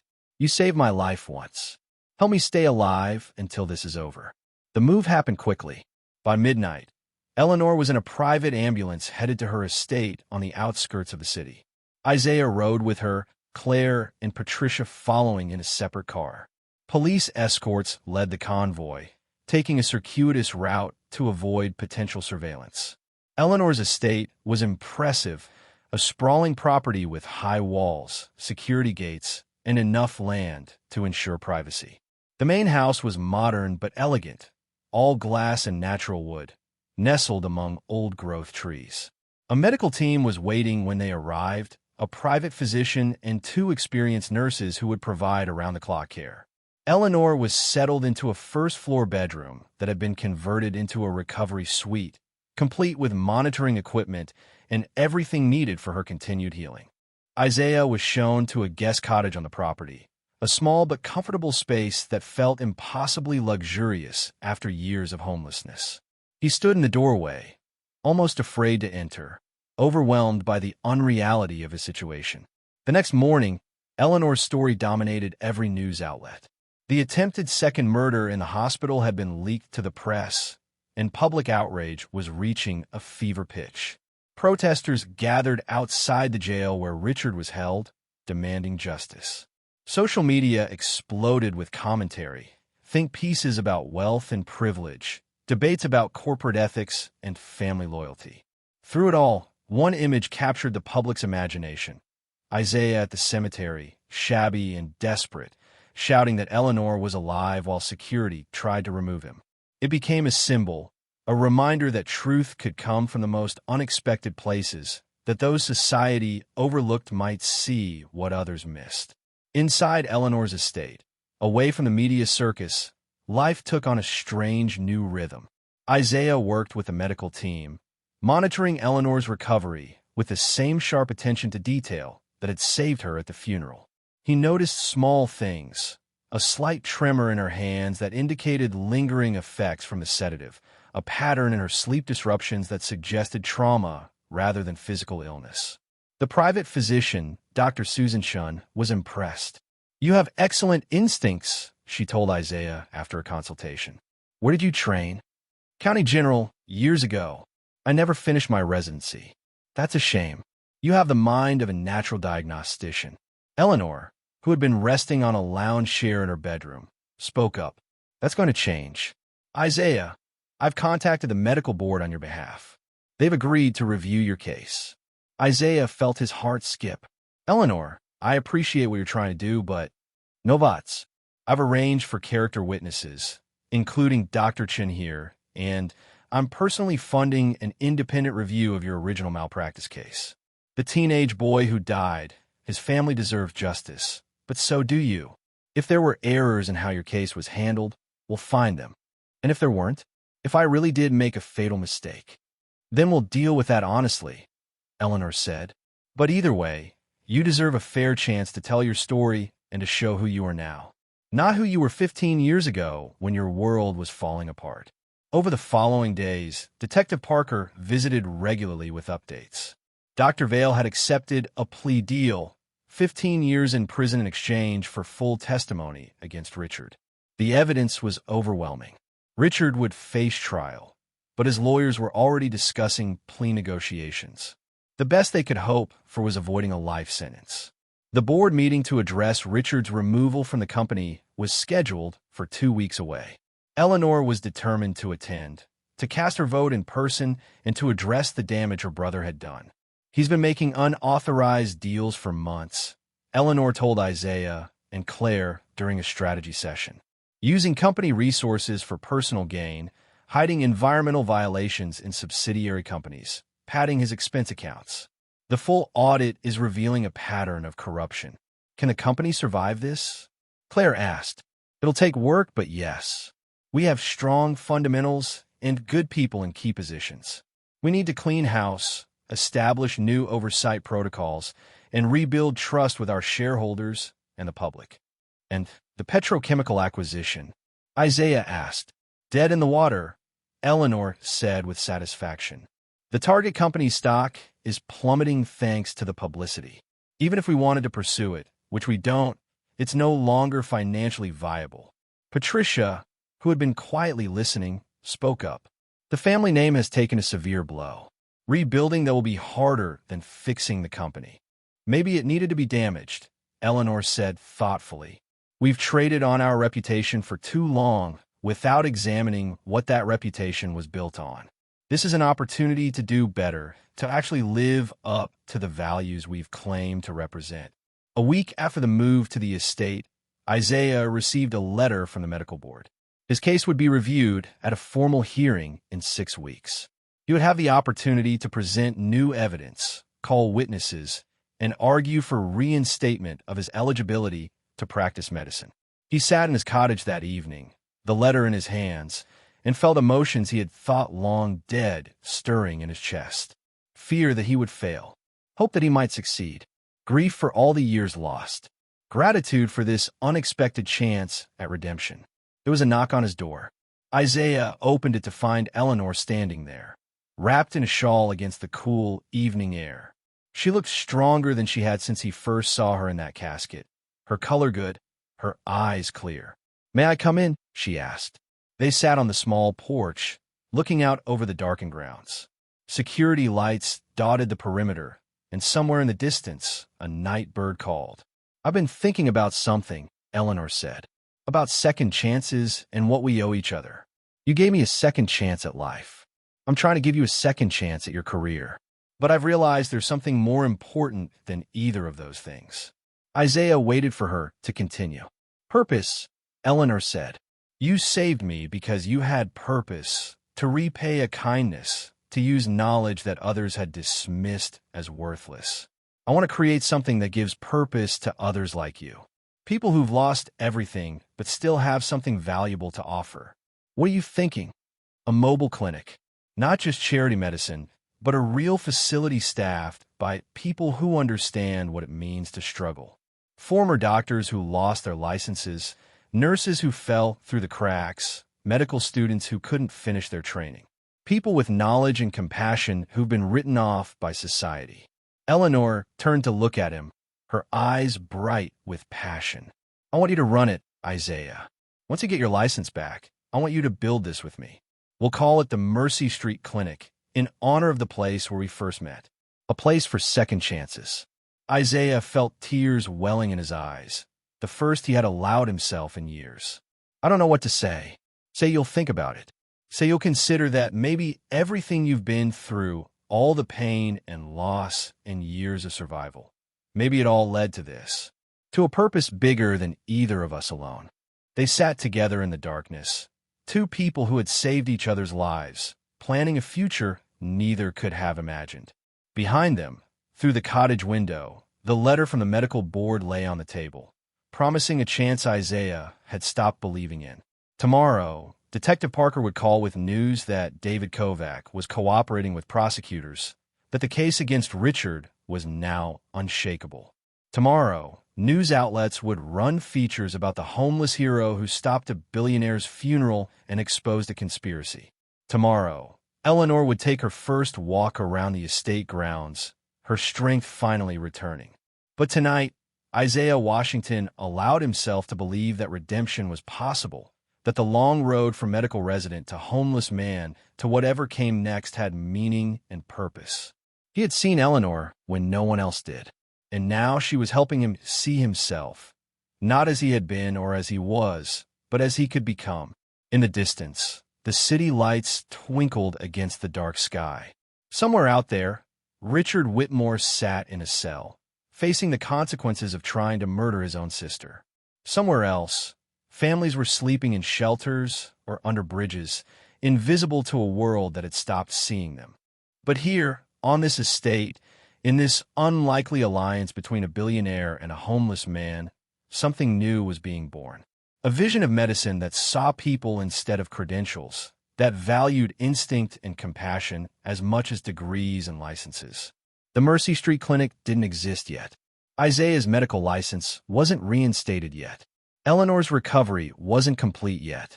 But for the first time in 15 years, Isaiah allowed himself to hope that all of those things might be possible. He had stopped a funeral and saved a life. Now, maybe he could build something that would save many more. 3 weeks had passed since Eleanor moved to the estate. Her recovery had been remarkable, the doctors said. She was walking without assistance. Her appetite had returned, and the confusion that had plagued her first days awake had completely cleared. She was ready to face the world again. The board meeting was scheduled for tomorrow morning. Eleanor had spent days preparing her statement, reviewing the audit findings with Claire, and strategizing how to address the company's future. But tonight, as she sat in her study reviewing final documents, something felt wrong. Isaiah had developed an instinct for reading Eleanor's moods. He knocked softly on the open door. "You should be resting." "I can't," Eleanor admitted, looking up from her papers. "Something's bothering me. Richard's been too quiet. His lawyers filed the expected motions. He's claiming he was trying to help me, but there's been no real fight. No desperate attempts to salvage his position. It doesn't feel like Richard." Isaiah entered the study and sat across from her. "You think he's planning something? I know my brother. He doesn't surrender. Even facing overwhelming evidence, he'd be scheming, looking for leverage, trying to manipulate the situation." Eleanor's hands trembled slightly as she set down her pen. "The silence scares me more than threats would." As if summoned by their conversation, Isaiah's phone buzzed.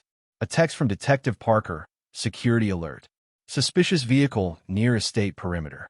Officers investigating. Isaiah showed Eleanor the message. Her face paled. "It could be nothing," Isaiah said, though he didn't believe it. Reporters, curious onlookers. Or it could be Richard's final play. Eleanor stood, her voice steady despite her fear. "Call Claire. Get her and Mother to the safe room. Now." Isaiah was already dialing. The estate had a reinforced panic room installed years ago, something Eleanor's father had insisted on. It had seemed excessive at the time, but now Isaiah was grateful for that paranoia. Claire answered immediately. "What's wrong?" "Security situation. Parker says there's a suspicious vehicle near the property. Eleanor wants you and Patricia in the safe room. We're in the main house. On our way." Isaiah hung up and turned to Eleanor. "You need to go too." "Not until I know what's happening." Lieutenant Harris burst into the study, his weapon drawn. "Ms. Whitmore, we need to move you to a secure location immediately. We have 3 unidentified individuals approaching through the eastern woods. They're avoiding security cameras, which means they know the property layout. Eleanor's jaw set with determination. Richard gave them the information. He used to visit here all the time. He knows every blind spot.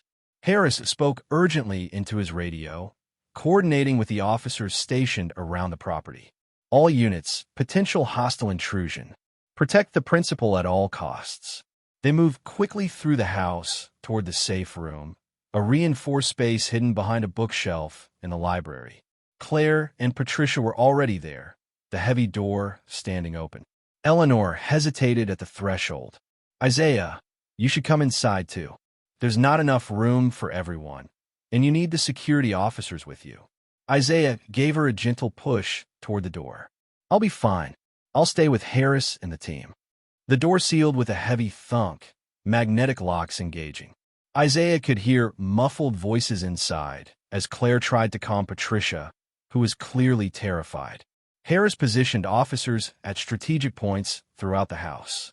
Isaiah stayed near the library, his medical training making him useful if anyone was injured. His heart pounded as they waited in tense silence. 15 minutes passed. Then Harris's radio crackled. We have visual on intruders. 3 males, dressed in dark clothing, carrying what appear to be weapons. They're attempting entry through the sunroom. Do not engage unless they breach the house, Harris ordered. Let them come to us. We have the advantage. Isaiah watched through a window as shadowy figures moved across the lawn. They were professional, moving with military precision. This wasn't some desperate last attempt by Richard. This was planned, coordinated, dangerous. The sound of breaking glass shattered the silence. The intruders had smashed through the sunroom doors.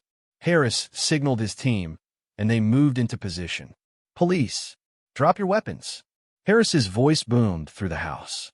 Instead of dropping their weapons, the intruders opened fire. The crack of gunshots echoed through the estate.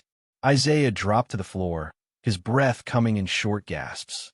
This was real. This was actually happening. But Harris's team was ready. Return fire erupted, controlled and precise. Isaiah heard shouting, the sound of bodies hitting the floor, and then sudden silence. All clear, an officer called. 3 suspects down, all alive, all in custody. Harris checked each room methodically before allowing Isaiah to stand. The intruders lay on the sunroom floor, handcuffed and groaning. 2 had been shot in the legs, 1 in the shoulder. None of the wounds looked fatal. Get medical, Harris ordered, then turned to Isaiah. You know first aid?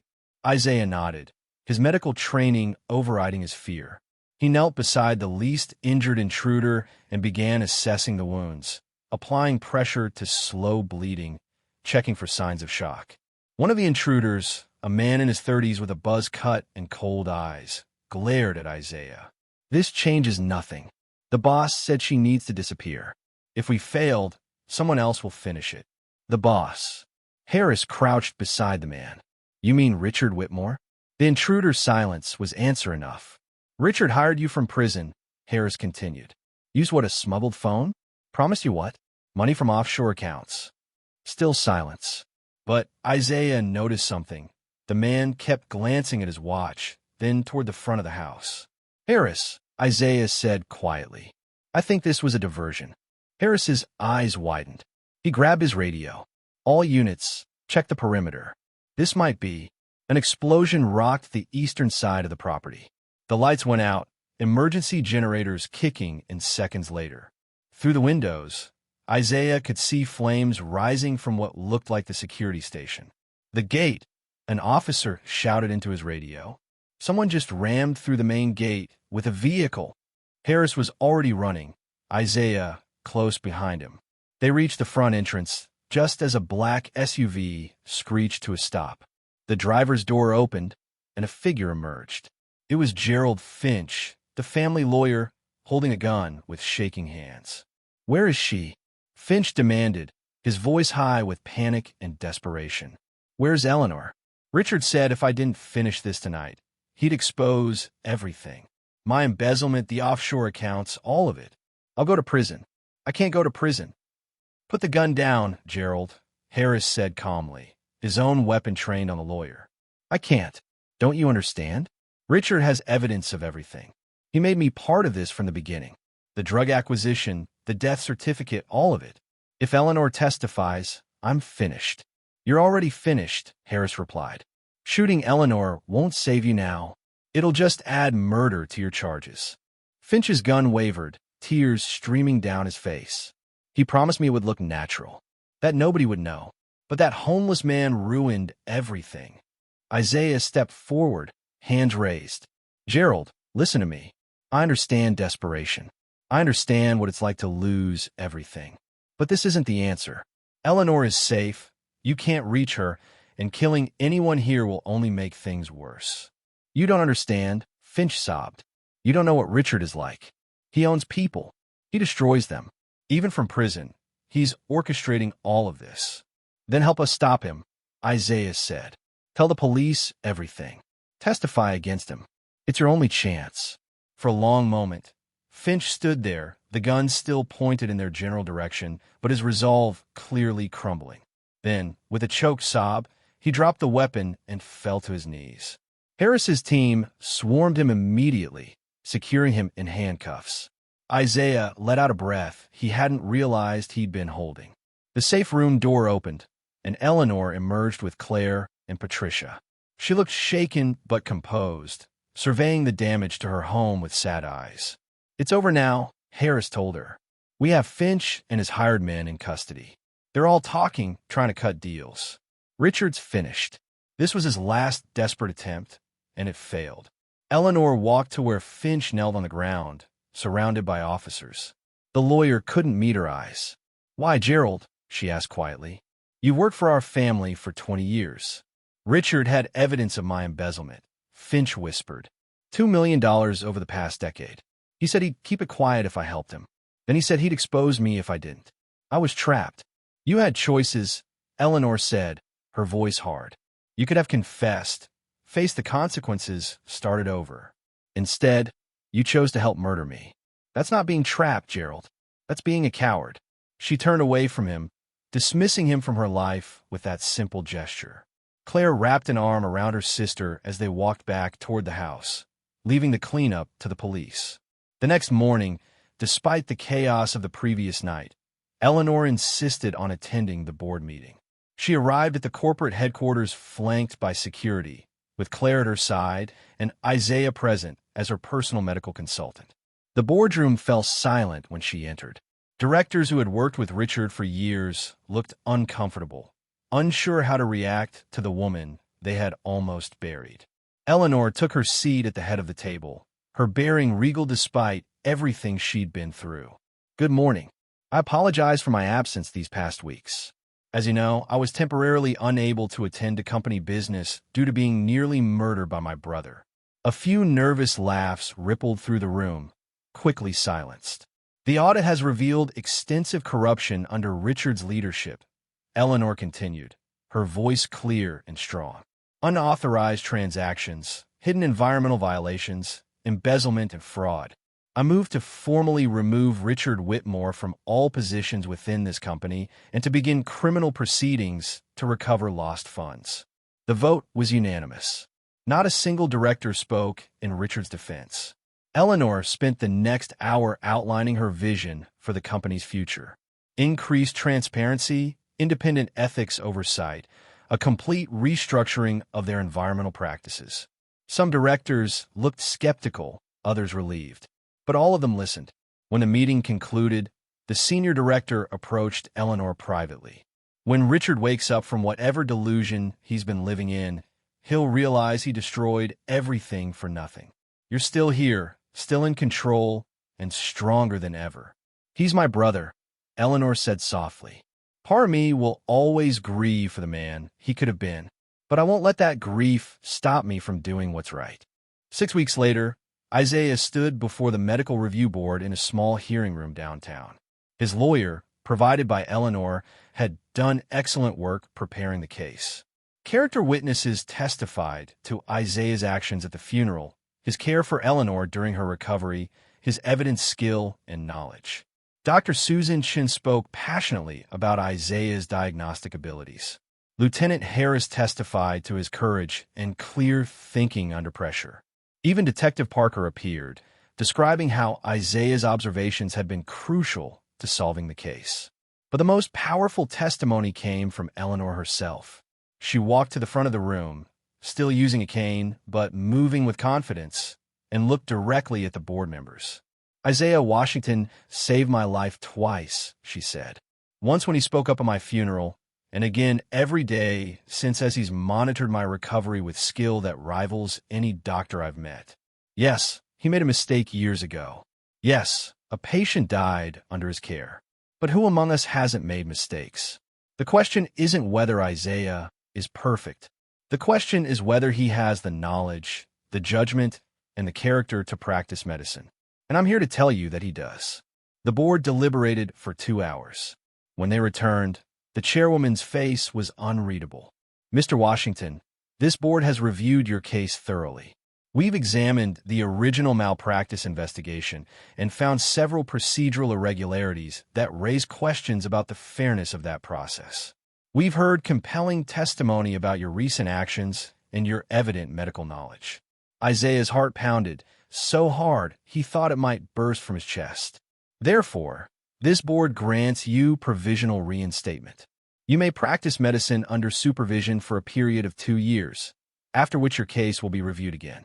If you maintain good standing during that period, your license will be fully restored." The words didn't quite register at first. Then Isaiah felt tears streaming down his face. 15 years of pain and loss and hopelessness finally breaking open to let light through. Eleanor was crying too, smiling at him from the gallery. Claire stood and applauded, and others joined in, the formal hearing room erupting into unexpected celebration. 3 months later, the Mercy Street Mobile Clinic held its opening day. The custom-built vehicle was painted bright blue with white lettering, equipped with examination tables, basic diagnostic equipment, and storage for medications and supplies. Isaiah stood beside it in clean scrubs, his provisional medical license framed and hung inside the clinic. Eleanor had hired a full staff, 2 nurses with their own stories of hardship and redemption, a pharmacist, and a social worker. They would rotate locations throughout the city, bringing care to people who had been forgotten. The line of patients stretched down the block. Homeless individuals, working poor without insurance, immigrants afraid to go to traditional hospitals. People who had been invisible to society, just as Isaiah had been invisible. Eleanor cut the ribbon, officially opening the clinic, then stepped aside to let Isaiah and his team work. She watched with obvious satisfaction as he examined his first patient, a young man with an infected wound on his leg. "You did this," Claire said, standing beside her sister. "You turned something terrible into something beautiful." "We did this," Eleanor corrected. "Isaiah, you, me, Mother, even Detective Parker and Lieutenant Harris. We all played a part." Patricia approached, looking elegant even in the casual setting. She had thrown herself into the clinic project, using her society connections to secure donations and support. "The mayor wants to schedule a photo opportunity," she told Eleanor. "Says this is the kind of community initiative the city needs." "Tell him Isaiah gets the photo, not me," Eleanor replied. "This is his clinic, his second chance. I'm just honored to help make it happen." As the day progressed, Isaiah treated patients with gentle efficiency. Each person who sat before him was seen, truly seen, in a way they probably hadn't been in years. He understood their struggles because he had lived them, and that understanding made all the difference. Richard's trial concluded that week. Facing overwhelming evidence and testimony from Gerald Finch, Dr. Vale, and the hired intruders, he accepted a plea agreement. 25 years in prison with the possibility of parole after 15. His empire had crumbled, his reputation destroyed, his future reduced to counting days in a cell. Eleanor attended the sentencing, sitting in the gallery with Claire and Patricia. When Richard was led into the courtroom, he looked diminished somehow, his expensive suit unable to hide the defeat in his posture. He glanced at Eleanor once, his eyes holding something that might have been regret or might have been resentment. She looked back steadily, her expression neither forgiving nor hateful, simply resolved. "Do you have anything to say before sentencing?" the judge asked. Richard stood slowly. "I lost sight of what mattered. I convinced myself that money and power were the only things worth having, that anything was justified in pursuing them. I was wrong. I hurt my family, betrayed people who trusted me, and nearly killed my sister. I'll spend the rest of my life regretting those choices." Whether he truly meant it or was simply reading lines his lawyer had prepared, Eleanor would never know. But as he was led away to begin his sentence, she felt something release in her chest. The final chapter of this terrible story had been written. 1 year after the funeral that never was, Eleanor stood at Oak Ridge Memorial Cemetery. Not at her own empty grave, which had been filled in and the plot donated to someone who actually needed it, but at a different section of the cemetery. Isaiah stood beside her, both of them looking at a small headstone that read, "Emma Washington, beloved daughter." He had finally been able to afford a proper memorial for his child, and Eleanor had insisted on being there when it was placed. She would have been 23 now, Isaiah said quietly. Probably in medical school herself, if she'd inherited my stubborn determination. She did inherit it, Eleanor said. Through you. Every patient you treat at the Mercy Street Clinic, every life you save, that's her legacy too. Isaiah nodded, unable to speak past the lump in his throat. They stood in comfortable silence, two people who had saved each other in ways neither could have predicted. The homeless man who stopped a funeral had found his purpose again. The billionaire who almost died had discovered what truly mattered. As they walked back toward Eleanor's car, Isaiah looked back at the cemetery one last time. This was where it had all begun, where he had shouted the truth that nobody wanted to hear, where he had seen what others missed and changed the course of multiple lives. The Mercy Street Mobile Clinic was parked on the street, waiting for its afternoon shift. Patients were already gathering, people who needed someone to see them, to care for them, to remember that they were human beings worthy of dignity and healing. Isaiah had been one of those people. Now he was the one doing the seeing, the caring, the healing. If your own family stood to gain everything from your disappearance, who would you trust to save you? The people who know you best, or the stranger who sees what they refuse to see? If this story moved you, hit that like button and subscribe for more tales of courage, redemption, and the unexpected heroes who change everything.